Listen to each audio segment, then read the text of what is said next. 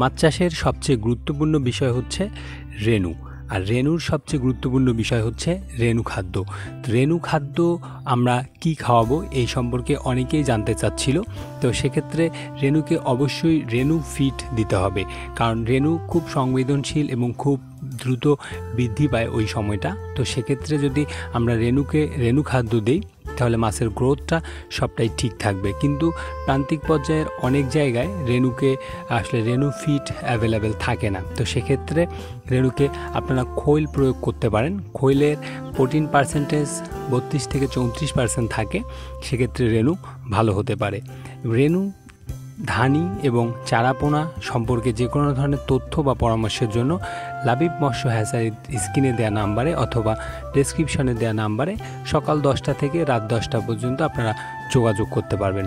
এবং সেই সাথে সাথে তারাবাইমের পোনা সহ ক্যাটফিশ জাতীয় গুলশা, ট্যাংরা, শিং, পাবদা, ভিয়েতনামি কই, শোল থেকে শুরু করে যে কোনো ধরনের মাছের পোনার জন্য আপনারা আমাদের সঙ্গে যোগাযোগ করতে পারেন। আমরা সারা বাংলাদেশে অক্সিজেন সাপোর্টের মাধ্যমে আমরা পোনা আপনার পুকুরে পৌঁছায় দিতে পারবো।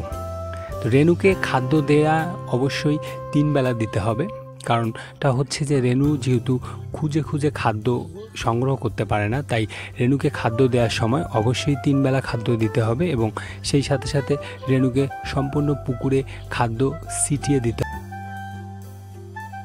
ভিডিওটা আজকে এখানেই শেষ করছি। ধন্যবাদ সবাইকে।